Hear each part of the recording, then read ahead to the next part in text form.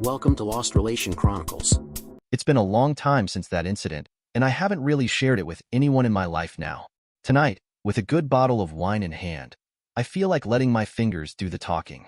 Back then, I thought I had found the perfect woman. We met during our last year of college at a party, and there was an instant connection. She was a stunning blonde with a beautiful tan. Someone who could easily have been a model, like Kate Upton.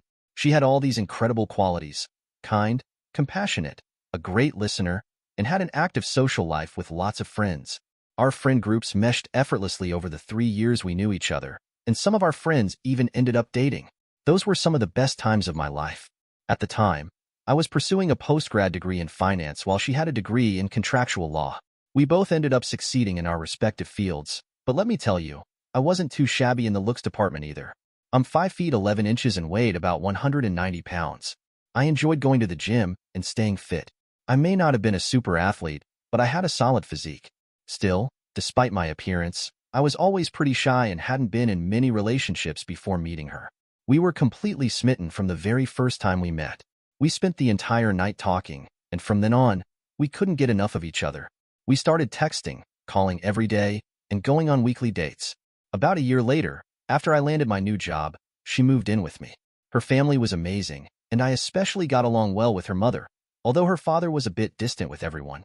It was a whirlwind romance, filled with incredible overseas vacations, hiking trips, and luxurious getaways. After 2.5 wonderful years, I decided to propose to her, and she said yes. I was on cloud nine.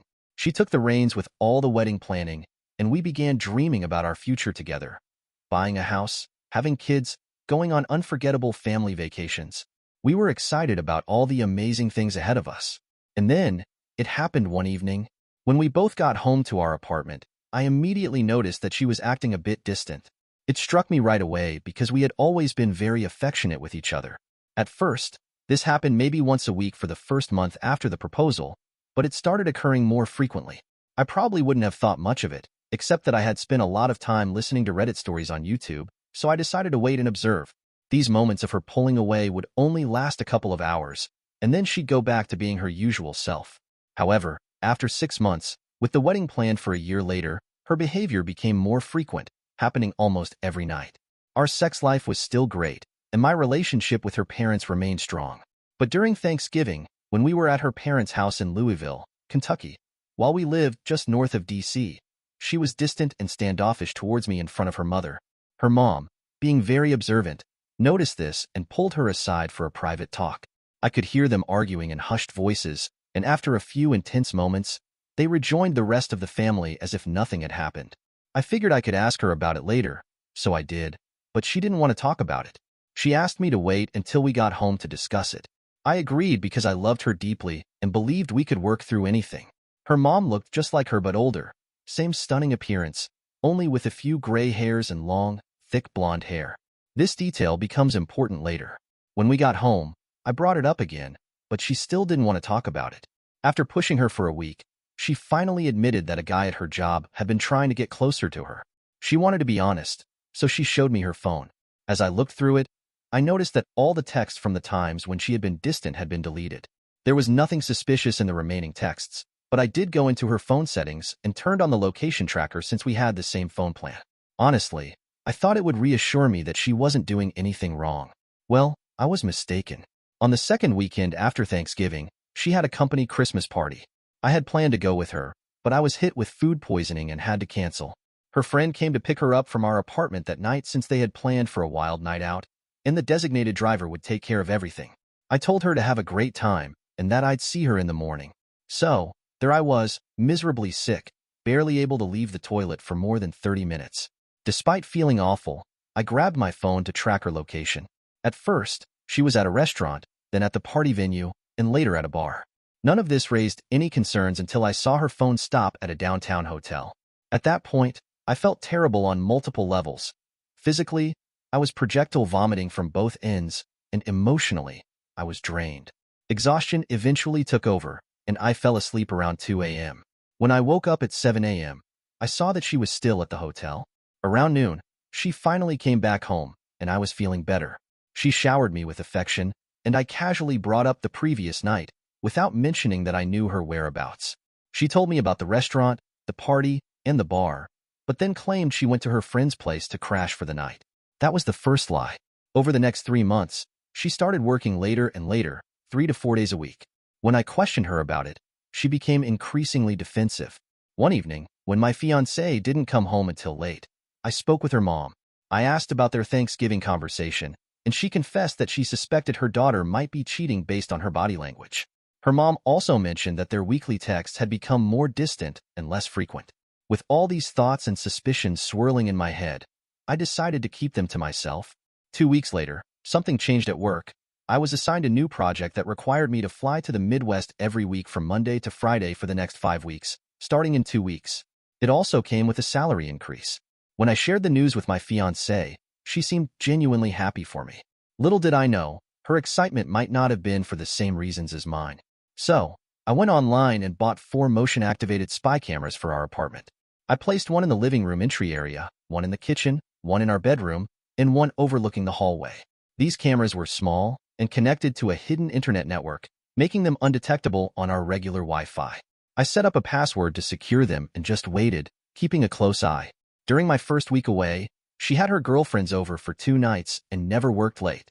However, on the 3rd night, a guy came over, and that made me furious. I was sitting in my hotel room, screaming at the screen and hurling every insult I could think of. They went all the way, first on the couch, then in our bed. She contorted herself in ways I didn't even know were possible. The worst part was when I called her while watching them, and she heard her phone ring.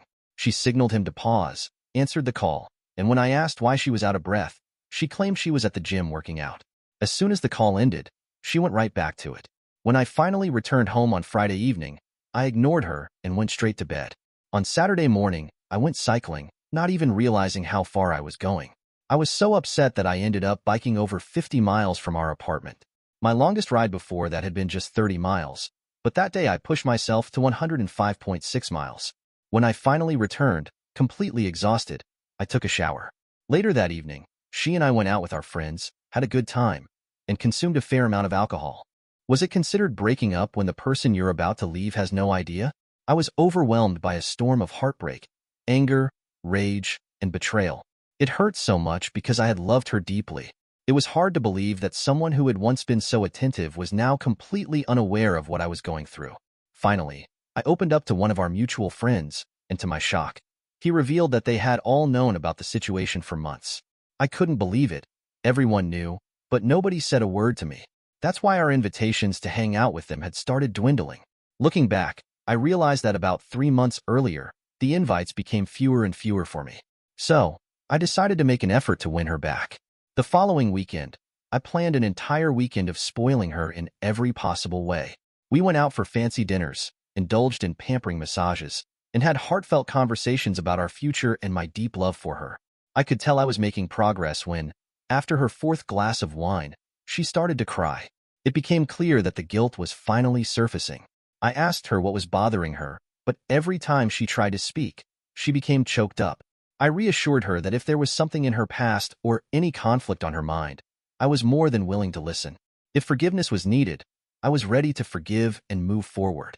The only words she managed to say were how much she loved me, which stung deeply, especially since I had 4 separate videos of her and another man being intimate in our apartment during the 8 weeks of my trips to the Midwest. Those trips ended up lasting 10 weeks in total, and over that time, I recorded over 41 hours of footage of her and the man, who I later found out was her coworker. Interestingly, she never had to work late once while I was away. Every weekend, I made a conscious effort to be extra attentive to her, but with each passing week, she became more distant. After witnessing this for 8 weeks, I reached my breaking point and devised a 12-step plan to break free.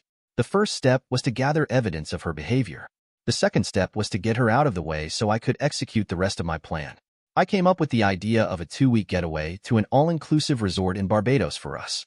She was thrilled about it, but a week before the trip, I told her I couldn't go and suggested she take a friend instead. I knew it was over when she showed no disappointment at my cancellation. Little did she know, I had already arranged for her coworker to accompany her on the trip. The next step was to terminate our apartment lease, which conveniently expired 3 days into her trip. Since I was the sole signer on the lease, I was in control of that. I also needed to find a job in another town, and luckily, the company I had been helping in the Midwest offered me a position with a slight salary increase. I also found a new place to live in the area I had planned to move to. While she was away, here's what I planned to do. Take her to the airport, then return home to pack all her belongings. On the same Saturday, I'd get a new phone number, change my phone and email, and cancel all my social media accounts. On Monday, I'd completely separate our finances by withdrawing all the money from our joint accounts, closing them, and putting her share in an envelope with her things. I would then arrange for movers to pack up all my belongings and have them shipped out west. Afterward, I would take all her things to her mother's house, which was about 600 miles away. Thankfully, everything she owned fit in the back and bed of my F-250 crew cab. From Tuesday to Saturday, I would give the evidence to her mother and begin my new life. I wanted to ensure I didn't do anything illegal, so I made sure that nothing of hers went missing. Packing up all her belongings neatly was incredibly difficult, and it was the hardest I've ever cried. I'd read countless stories on Reddit about people being promised change after being caught, but it rarely happened. My hope was that she would genuinely confess so we could forgive each other and move forward, but she never did. She came close on 2 occasions, but the secret she was hiding was too difficult for her to reveal. On Tuesday morning, I left our apartment north of DC for the last time. It took me 10 hours to reach her mother's house. When I arrived, I was caught off guard by what happened next. I showed up unannounced, hoping to surprise her. Since they lived in a gated community, I had to buzz her house from the front gate. As I drove up, I saw her waiting for me outside.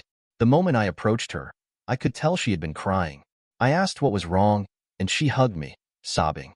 She told me she suspected her husband was cheating on her with a younger, slimmer, and more attractive woman. I was completely stunned, so I just held her for about 10 minutes while her tears soaked my shoulder. Once she composed herself, I asked if we could go inside to talk. We went inside, and I asked where her husband was. She mentioned that he claimed to be going fishing with friends at a remote cabin an hour away, but added that he hated fishing. She shared all the signs she had picked up on, and it seemed like this had been going on for about a year. We did some research and found a credit card charge for a luxurious 5-star hotel just 20 minutes away. A quick phone call confirmed that her husband was indeed there, having a 4-night rendezvous with his mistress. I responded, 2 peas in a pod, and explained that her husband was cheating on her, and my daughter was cheating on me. That's why I came to drop off her belongings and move out. I showed her the evidence I had compiled in a binder, with screen captures of everything. After flipping through the first few pages, she looked at me in disbelief. We embraced and cried for about 30 minutes. Then, she told me to stop crying and suggested we drown our sorrows by drinking 3 bottles of Moscato and fooling around in every room of the house. She grabbed 2 wine glasses and a bottle of Moscato and headed out to their private pool deck. She asked if I was joining her outside or if I was planning to seek revenge. I won't go into too much detail, but for that night and the next 3 days, we were inseparable. We shared a passionate connection, exploring every part of her, and it felt like we reached new heights together at least 25 times during that period. Once those days came to an end, we parted ways with a passionate farewell, and I drove off to my new destination. She kept me updated on everything that happened after. The day my ex-fiancée returned was unforgettable. I had canceled my phone that morning, so when she landed and tried to reach me, it showed that my number was disconnected. She ended up having her lover give her a ride home. He dropped her off and left, and when she arrived at the door, she was greeted by a couple she didn't recognize, new tenants. She was in shock and tried calling me multiple times, but since my phone was no longer active, she couldn't reach me. She ended up staying with some girlfriends, as her coworker, who was married, wasn't able to help her. In her panic, she called her mom, who told her I had come down and delivered all her belongings, including her money, which was now 600 miles away. Her mom didn't mention that she'd spent more time with me in those 3 days than we had in the last 6 months, but she did share that she knew about the affair and that I had moved on. New job, new place, new life, and no longer living near her or our so-called friends. Her mom also told her that she was separating from her father due to infidelity, which seemed to shake her. My ex-fiancée cried for days and took a week off from work, but unfortunately, she sought comfort in the arms of her married lover. Her mom never told her where I was, and I completely severed ties with that chapter of my life. The only remaining connection I had to it was through her mother, and to this day, she has kept our secret. My ex-fiancée was ghosted, big time. The timing of everything that allowed me to leave my ex-fiancée was incredibly fortunate. The lease ending, finding a new job, and my phone plan coming to an end all happened at just the right moment. If any of these events had occurred differently, the outcome could have been much different. Now, after the fact, my ex-fiancée's mother and I stayed in touch for several months.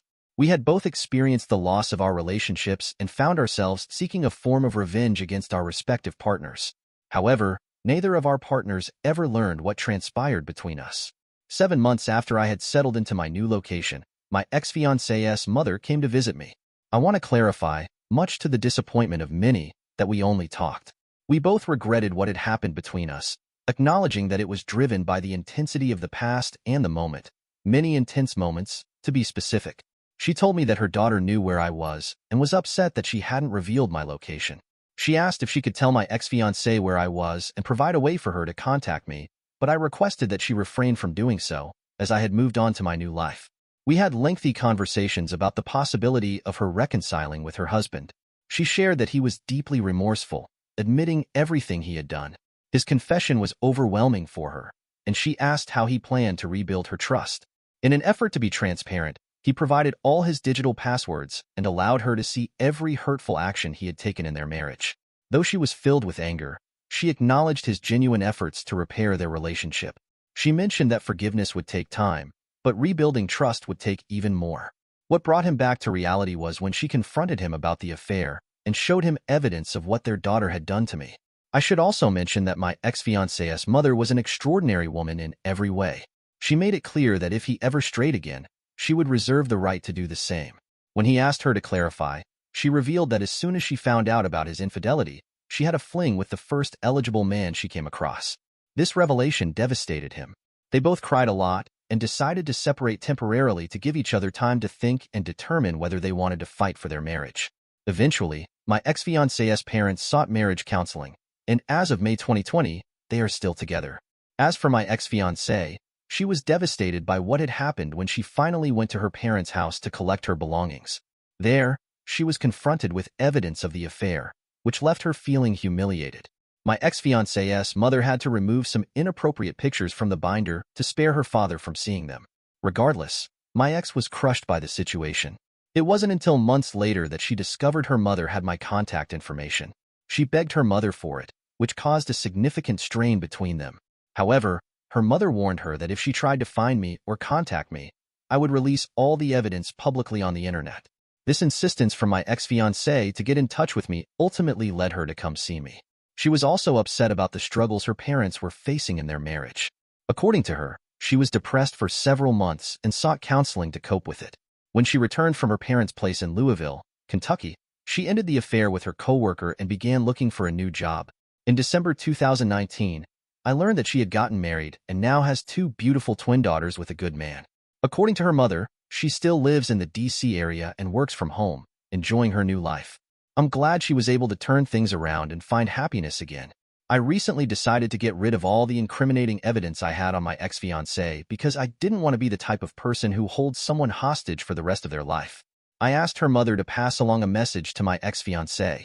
If I were in her shoes and received such bombshell information, it would have caused me sleepless nights.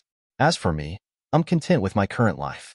Ex-fiancé's mother and I kept in touch every few months at first, but now we only talk once or maybe twice a year, usually just a short message with updates on our lives. The one question that still remains unanswered for me is whether my ex-fiancé and I could have repaired our relationship if her parents were able to repair theirs, but I never gave it a chance. I can only speculate. Our lives have since moved in vastly different directions. Dear listeners, please share your thoughts in the comments section below and don't forget to like, share, and subscribe.